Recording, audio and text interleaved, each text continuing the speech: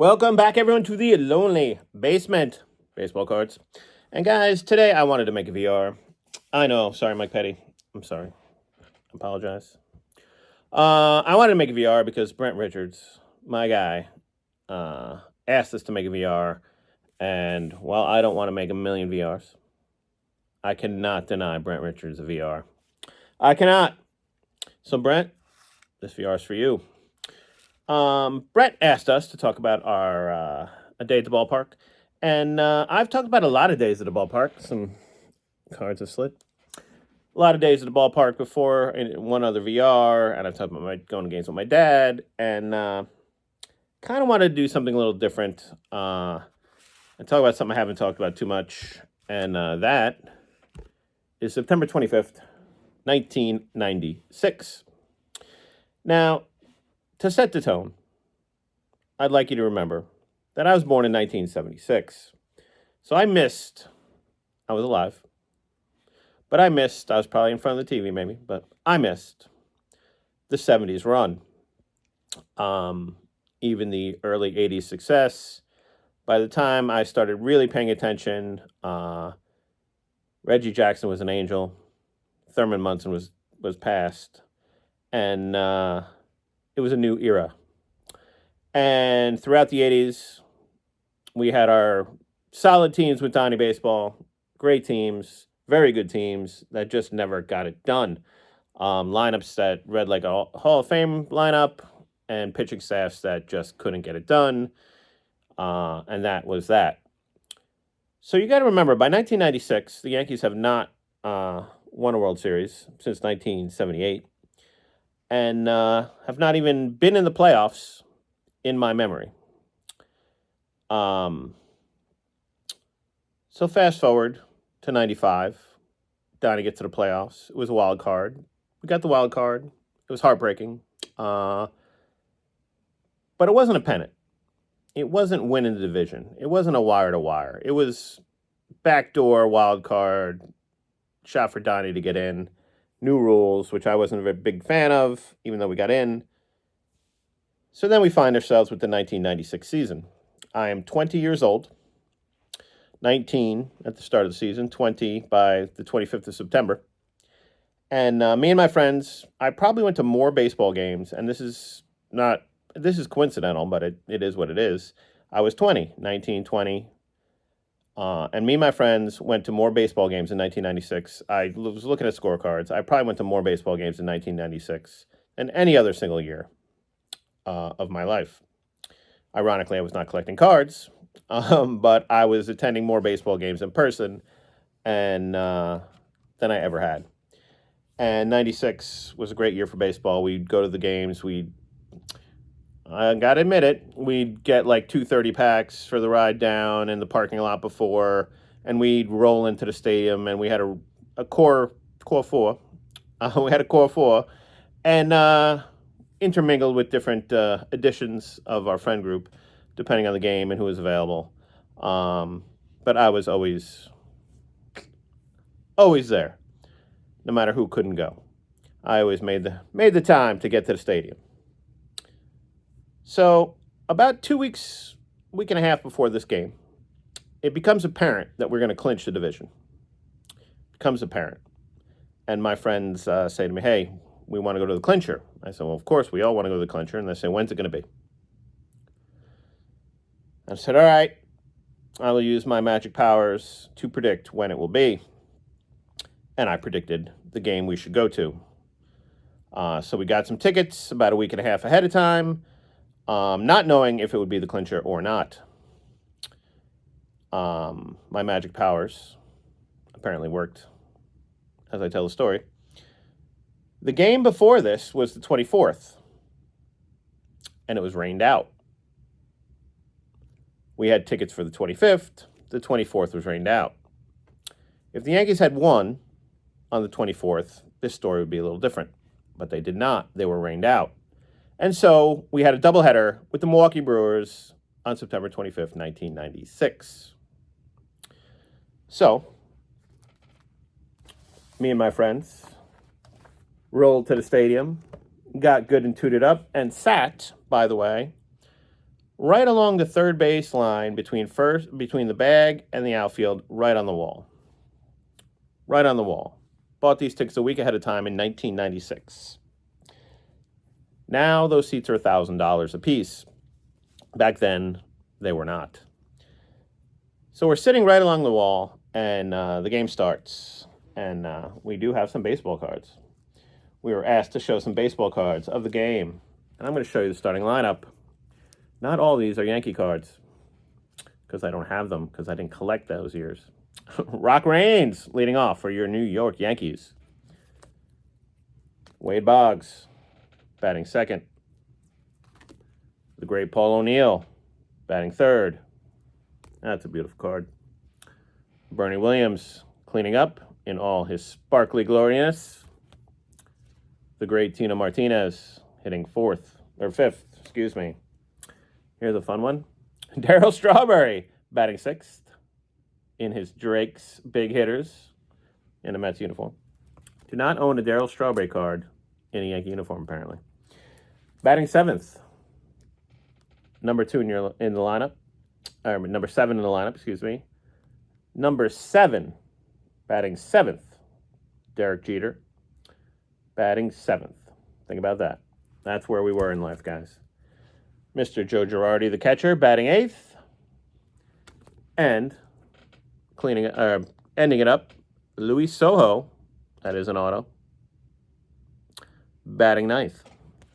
Your starting pitcher that day, the great David Cone in all his 87 Donruss glory. So, guys, we're good and liquored up. We're ready to go. And out trots Mark Newfield to left field. And we are right along the wall. And this is just a little sidebar. But we gave Mark Newfield the business for the entire day. He was a younger player at the time. He wasn't a good player. I think he had a couple hundred hits. You know, he had a can of corn. He played a good 6-7 years. But he never really made it. And we were just busting his chops the whole game, screaming, Newfield suck, and all that good stuff. And he was giving it back to us the whole time. So it was kind of fun because he was like, I'm here, you're there. I'm here, you're there. So Newfield was a good time and a very strong memory for me and my friends. Just thought I'd throw it in there. Mark Newfield, wherever you are, you were good time. You were a good guy. You played along with us. And not everybody does that in the Bronx. So we've gone through the dry years, and we are ready for a championship in New York in 1996. The stadium was about half empty that day. Just to be clear, it is game 1 of a doubleheader that was not scheduled, so it's a 4 o'clock game. Pretty much no one knew. It could be the clincher of the AL East. Bury the lead, Keith. Could be the clincher of the AL East if the Yankees win one of those games. And we were ready to roll. Now, this is what's interesting about this game. Here's my scorecard. We'll get more in-depth into the scorecard in a minute. And now we're going to take our time with this one for Brent. What are we doing in the basement tonight? We're chilling. So, we had the heartbreak of 95. We had the dry years. We are 20, and we are fired up. And we're fired up. And what do the New York Yankees do for us in this game? Game 1 of a doubleheader. We're praying for the win. There could have been a loss on the scoreboard that would pop up that would give us the win, but that was a night game, so that probably wouldn't have happened until the second game. So we're hoping for a victory in the first game and have a nice, easy second one. And I'm going to show you the scorecard, guys. This will be hard to see, but I want you to look here. This is the second inning. This, where it says third inning, and I drew a line, is still the second inning. Look at that mess. What did the Yankees do for us that day, guys? They came out in the first inning and scored 4 runs. So it was 4-0 going into the second. Right off the bat, we have a Tim Raines double. These are hard to read for me, guys. We have a Tim Raines double. O'Neill gets him in. Tino Martinez hits a home run. It's 4-0 New York Yankees. So we're fired up and going, right? Then we get to the second inning. Here we go. Let's see if I can't even figure out who batted first because the Yankees batted around in the first inning to score those 4 runs. And then they batted around through the entire lineup twice in the second inning. Let's see. I think the last out would have been Soho, I think. So 9 batters in the first inning. Then we get to the second inning. Do you think the Yankees wanted to win this game? We have a double from Brock Raines, a walk from Paul O'Neill. Wow, I can't even read it, guys. I think it was a single from Bernie, a walk from Tina Martinez, a double from Darryl Strawberry, a double from Derek Jeter. It looks like a triple from Joe Girardi. Soho gets out. Then we have a home run, a single, a walk, a single, and 2 more singles. Guys, by the time that inning was over, we had scored 10 runs. It was 14-1 by the end of the second inning. 14-1.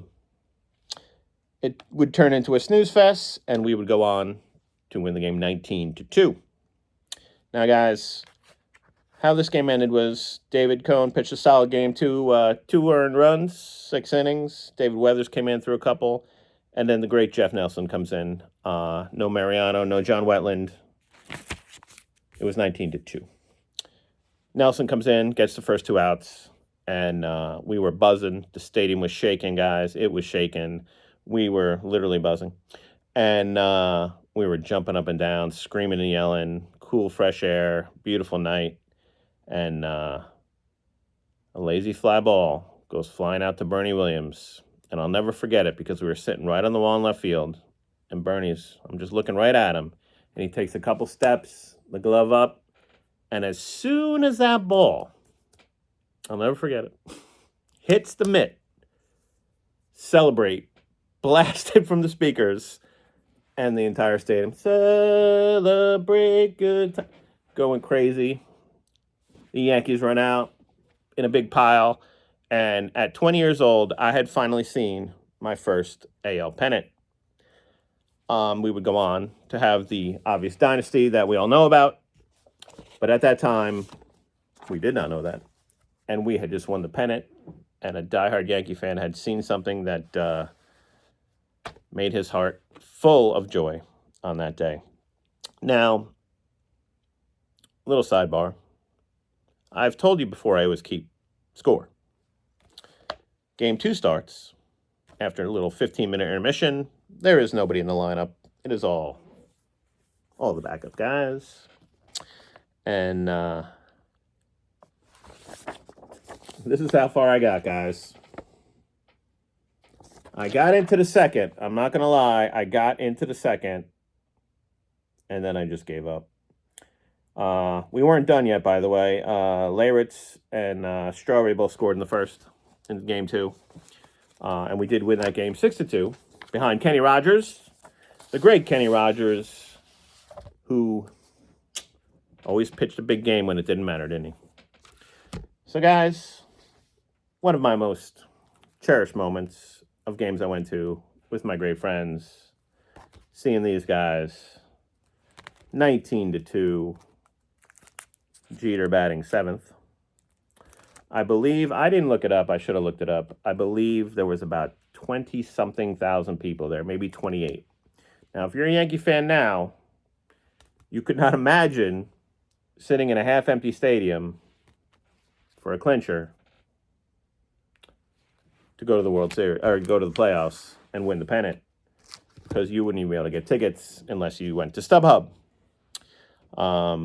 These are the days when we used to go to the box office. Anybody remember going to the ticket office and buying a ticket? Anybody? 1996 was a great year for me. Great year for my friends. Like I said, we probably went to more baseball games that actual year than I ever have before or since. And it was a I guess it was a confluence of the fact that they were good, they were winning. They had never won before in our memory. And at the same time, we were at the perfect age, the perfect time, and the perfect era to be Yankee fans. So there you go, Brent. There is my VR for you. I'm sorry, Mike Petty.